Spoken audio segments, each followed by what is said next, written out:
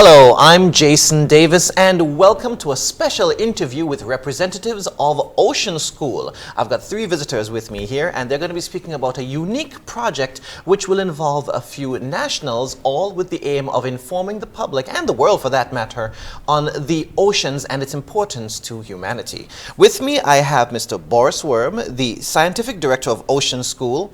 On his left is Heather Delagran, Education Producer for Ocean School, and finally on our extreme right, the executive producer of Ocean School, Jacques Gautreau. Did I pronounce that right? Excellent. Okay, thank you. Welcome to Thank you. Thank you. Happy to be here. Yeah.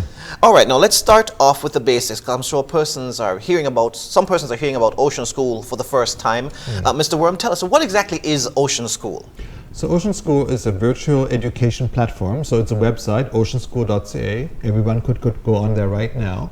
And it has over 100 pieces of content. These are videos or interactive experience that help you understand the ocean, and specifically how the ocean matters to you and how you matter to the ocean. And we call that ocean literacy. And we're trying to grow that in schools across the world. Why was it developed? It was developed because we are in Canada. We're a huge country, and we have the longest coastline in the world. Few people are aware of that fact, and few people feel that connection to the ocean. Most of them live inland, far away from the ocean. So we were just trying to foster that connectivity and also that excitement about that huge ocean real estate that's there, and the animals that live there, and the issues that need to be solved, but also the opportunities that people have in the ocean space. Okay, Ms. Delagran, this is a website or school, an online school as well, that's targeting children. Tell us about why the need to target children. Yeah, I mean, we're targeting children because, that's where it starts, right? That's where, if they grow up learning about the ocean, learning about sustainability, learning about how we're connected to the ocean, we really hope that carries over and they become more involved in the blue economy, they become environmentalists, conservationists, and also influence their parents, right? And that's really key to change. Okay. I know that this is already existing. It's already online. It's already been up and running for quite some time. Can you speak about the impact it might have had on children so far?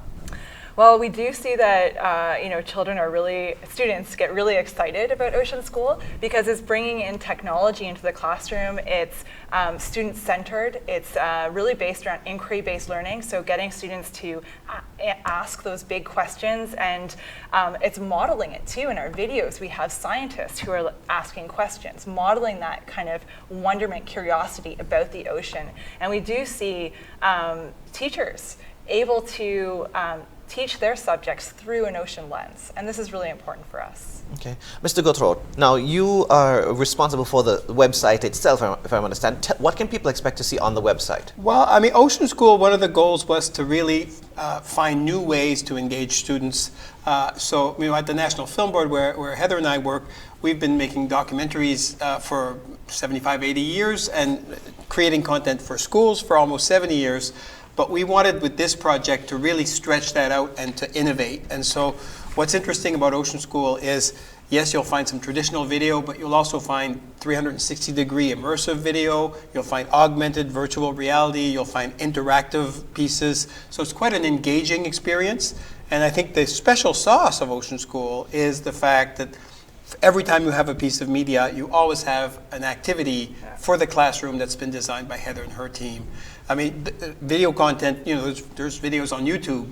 On Ocean School, it's not just a video. And if you're a teacher on using Ocean School, you're supported in teaching that content and really engaging your students with an activity that helps deepen that understanding.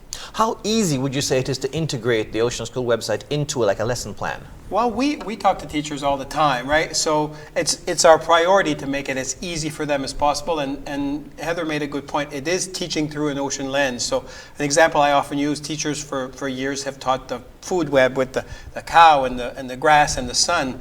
We tell them, look, you can teach the same thing with plankton, phytoplankton, and the right whale.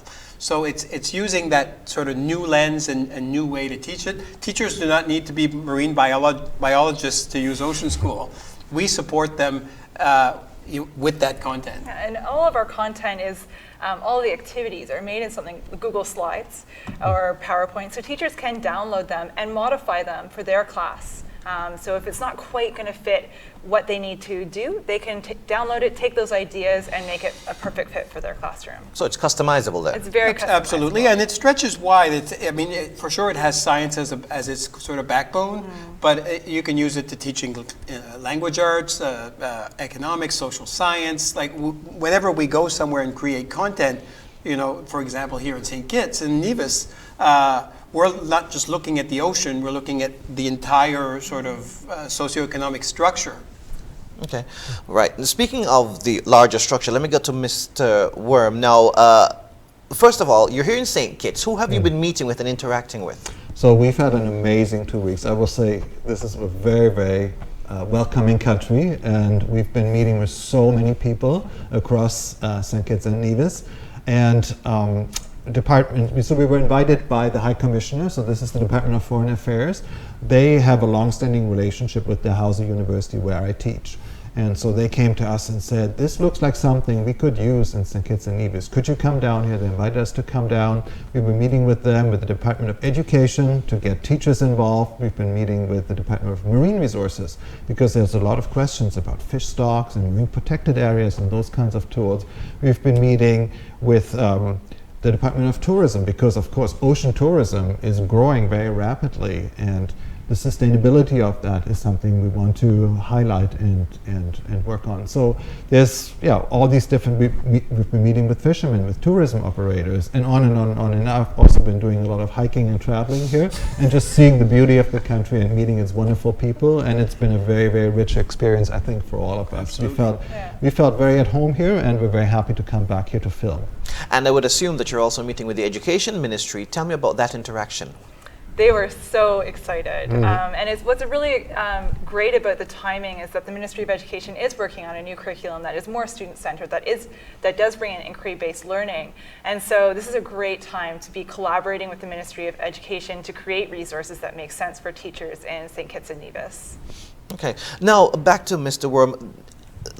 While we're initially talking about the school itself, I understand this is just one small part of informing the world basically about the significance of the ocean. So can you explain for persons who might not really connect the dots and see the big picture, what role does the ocean play in supporting the community and let's say economic health?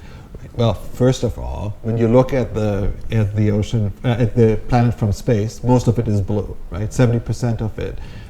More than 90% of the area of St. Kitts and Nevis is ocean floor. It's actually not on land. And that ocean real estate has huge effects on how we do here on land. For example, through hurricanes or flood protection. But by the same way, what we do on land affects the ocean. And how that relationship works is really what we're trying to bring out. Now, specifically to St. Kitts and Nevis, the ocean sector is huge here. Fishing is very important for food security, for example, but also for climate. We have a tourism industry that's largely based on ocean assets, beaches and so on, and people swimming and diving and fishing and engaging with the ocean in many ways.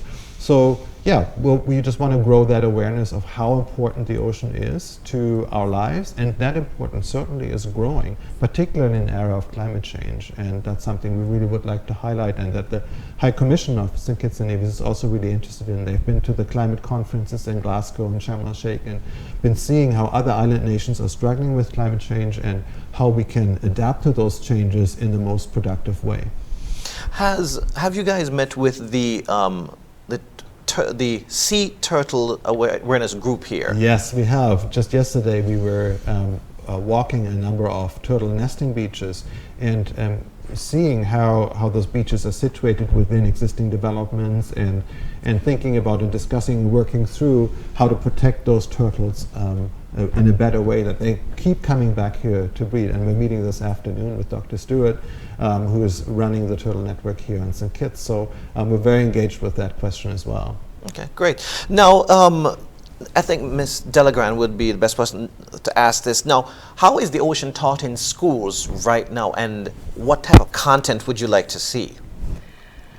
I can't speak to St. Kitts and Nevis and how the ocean is taught. In Canada, the ocean doesn't play a huge role in education, and we can broaden that out to environmental education. I know that teachers are working hard to bring those topics into the classroom, and curriculum is changing, particularly in Nova Scotia. The province of Nova Scotia has been a long-time supporter of Ocean School and actually has written Ocean School into their curriculum. So we know that teachers are hungry for this. I think ministries are hungry for this, and so definitely we're continuing to watch how the ocean is being brought into classrooms, how environmental education is being brought into classrooms. Something we've been hearing from various departments is the concerns about single-use plastics and the drive to reduce or even ban single-use plastic and replace them with more sustainable alternatives, and that teachers are trying to bring this into the classroom, educate kids about the perils of plastics, particularly when they get into the marine environment, because there's no way of getting them back out of there, right? And they affect turtles and other species as well. They affect us as well. So we are just about to launch a collection of media around the education about single-use plastics and their effect on us and on the ocean as well, and how we can mitigate that. So that's something that teachers could use right away here in St. Kitts and Nevis and elsewhere. And we've been talking about that, and they were very excited that that is forthcoming. Okay, let's go to Mr. Gautreaux about I understand there's a documentary. Tell me about the documentary aspect of this whole experience. Well, I mean, we come here looking for stories. I mean, that's been at the heart of everything we've talked about this week. And, sure, they're around issues, but to communicate issues, you need human beings who are involved in those issues. And so from a documentary point of view, we like to come to places here and then find out who are the best storytellers, who are the people who can carry those stories and who can tell them in the most legitimate and authentic way. So we'll capture that content in a variety of ways, but we know that ocean literacy and behavior change, it doesn't just happen through facts and figures and information. It happens through emotion and connection. And so we've met really passionate people this week who want, who have vision and who want to communicate that. And so I think it'll be an embarrassment of riches when we come back to select some people who can speak to that. And we do know that when we come to communities like St. Kitts and Nevis, it's important to put those people on screen. It's inspiring to see someone from your community acting and creating change. And certainly when you're a young person, to see that and to go, okay, well, that person, I know that person, or that person is from here, it opens up a whole world of opportunities. And speaking of young people, I understand there's the possibility of having a youth host. Tell me about that. For sure. Everywhere we've gone, we've looked for a person from the community or a couple of people from the community to be the people in the content who are doing whatever needs to be done, who are asking the questions, who are modeling that inquiry. And so we will be seeking some people from St. Kitts and Nevis who usually it's someone who's a little older than our target age group. We tend to focus on 11 to 17-year-olds, so someone a little older who's just curious and who might know a little bit or have a connection to the ocean. So we'll be reaching out to find those people. When you say that this is about storytelling, could you be a bit more specific? What kind of stories are you looking for? Well, I think here the story that has resonated the most with us has been around sustainability. In a variety of ways, we've heard that there's this desire, this need for sustainability on the tourism side, on the water security side, on different ways. Energy, climate. So I think we'll look for the right people and the right sort of concepts to, because the other part of this is, we're creating something that will be taught in schools. So often we'll look at an issue, but we'll also, with Heather and her team, look to curriculum and what can we teach when we explore this issue. Yeah, and we are, we will explore issues and problems, but we are solutions focused. We like to dig into what can we do to tackle that issue. So I really love hearing about all the initiatives that are beginning here that are solutions focused for climate change. I think it's just wonderful and a great example to bring into classrooms. Yesterday we were in Nevis, for example, and we were meeting with some of the turtle conservation folk there, and our driver actually happened to be part of an initiative called Reef Guardians, driven by young people who are out there protecting coral reefs and assessing the health of coral reefs, and there's local initiatives to have reefs augmented and restored in some way to bring back their health. So it was wonderful to see those local initiatives, a lot of them driven by young people, and we'll certainly be featuring some of those stories and telling their evolution. Speaking on a more wider scale, can you speak to the importance of ecotourism in the region? Well, ecotourism is one of the fastest growing economic sectors in the world, and I've seen it out everywhere we went, actually here in St. Kitts and Nevis, but also in other countries around the world. We were in Costa Rica, we were in Indonesia, we see it in Canada. People want to foster that connection to the environment. They don't just want to be there, they want to learn about it, they want to be part of something, they want an individual experience. So ecotourism hits all of those notes, and I think it's a new way of doing things. It's maybe smaller numbers, but people who really get to know the country, spend maybe a little bit more time here. I've been staying again in Nevis in a couple of small places, former plantations, where there was a lot of information about the environment, and I was learning a lot about the environment and its people, and that's been really, really rich. Okay. Now, I know you mentioned this before, sustainable development, as you spoke, but can you hammer home the point? How important is the ocean to sustainable development? Well, I think it's absolutely crucial. If we don't have a healthy ocean, we can't exist. It's the planet's life support system in a very real way. The air we breathe, the food we eat, the quality of our water, our climate, all of them are driven by the ocean's health. So we really need to look after it, and then the ocean will look after us, right? So I think particularly with climate change, the ocean can become a threat, and we have to take care, for example, of natural flood protection, like in the saltwater ponds, in the coral reefs that protect the shoreline. So what do we have to do to make sure that this country makes a peaceful and prosperous transition to a sustainable island economy? The ocean will be a huge part of that. I'm absolutely convinced. I was convinced of that coming here. I'm even more convinced of that now when I talk to everybody here who was so passionately talking to that exact point. And from what I understand, are we the first Caribbean nation that you've interacted with to develop the school? That's right, yeah. We've been in Central America, and we actually, our Ocean School is used in Central and Latin America, not so much in the Caribbean, and we think one reason for that is that we don't have local Caribbean content. And that's one big reason we want to come here. And we're finding this place is very unique in some ways. In other ways, it can teach lessons that apply everywhere in the world. And it would be nice to have St. Kitts and Nevis as a kind of example of how you can transition into that sustainable island economy that we've been talking about.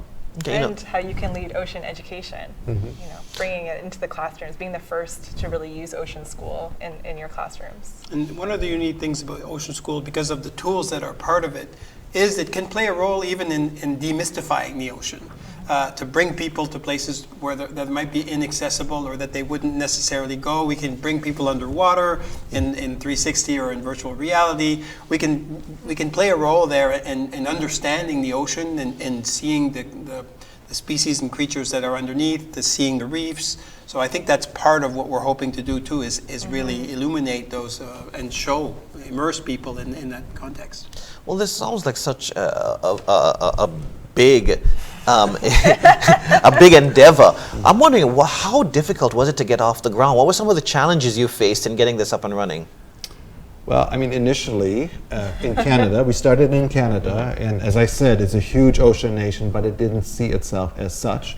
And there was few people who really got this idea. Like, the ocean didn't have a large profile. That grew over time. I think we might have played a small part in that. And I think now we're in a different place where people really around the world see the importance of the ocean. The United Nations actually declared the current decade, the 2020s, as the decade of ocean science for sustainable development. So you're right there. That's the first time they did that. And I think it's a sign that the global community is coming together and say, we are a blue planet, we better take care of it, and here are some of the issues we need to solve, but here's also these huge opportunities we have to develop our society with more ocean knowledge, more ocean connection, and for a safe and sustainable future for all of us. Because I was wondering, environmentally based topics aren't exactly a hot topic on government meeting boards, so what kind of support were you getting from the Canadian government or from government agencies? We were quite well supported, particularly Fisheries and Oceans, who saw bringing some of the issues that they were dealing with into an education setting as a positive, for sure. I would say that's widening now, because the discussion around marine protection is certainly in Canada a much more present issue. I mean, the other challenge that I think we faced and have overcome is we did have an ambitious agenda as far as bringing technology into the classroom. And so there was, not resistance, but certainly we needed to do some education with educators about how to bring these technologies. And I think that's come, time has helped us and technology has helped us as far as that being more and more accessible and more known about. The kids often are the ones who are leaders there because they know about these things and they want to use them in the classroom. A lot of teachers will tell us, having, Ocean School is mobile friendly, being able to have them use their cell phone in the classroom for something educational is, appreciated. And we can't emphasize, how thankful we are to all of the teachers who have helped us along the way. We've done pilots, and we have a teacher advisory group, and we could not have developed Ocean School in the way that we have without those teachers. They've really helped us overcome a lot of the challenges that we had building the platform that delivers the content.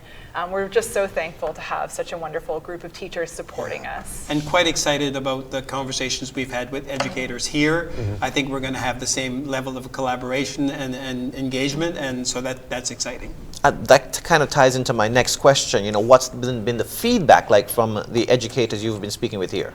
Well, since we launched our new site this fall, they are, teachers in Canada have been so excited about our new site because there's no login. It's free. It's super easy to share with your students. We've, like I said, working with our teacher advisors, overcome a lot of the barriers and friction that was holding people back from using Ocean School. And so I'm really excited to see how St. Kitts and Nevis takes on Ocean School because, we're not going to have content from here tomorrow, but Ocean School exists with over 100 pieces of content that's already there on biodiversity, ecosystems, habitats, all kinds of different topics. And so, teachers could go there today. Yeah, and certainly when we met with educators here, they talked to us about plastic, and we were able to say, well, we have content coming out right away on plastic, and already talking with them about maybe hosting a webinar here to help teachers from here understand how they could use that content. Yeah. So we're pretty excited about the possibilities. We're also learning, though, it's not just teachers in traditional classrooms. It's also people who are just curious about the ocean, because all of the content is accessible to anyone, and it's actually the videos that we're shooting, the documentary part,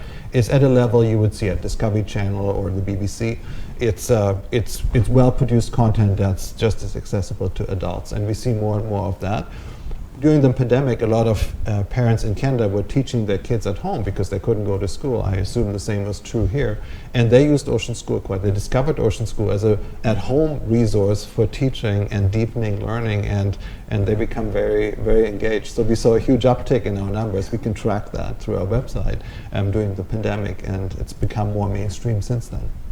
And one of the unique things here is that we really have heard that, yes, this can have an impact in the school system, but there's lots of other areas, more informal education, where the kind of issues we're looking to discuss would be useful in fishermen cooperatives and in a variety of settings like that, where we've been told if you make this, this is going to be useful to us. We're going to be able to leverage. So can you give me like a sort of a timeline? What's going to be happening next over the next, weeks, months?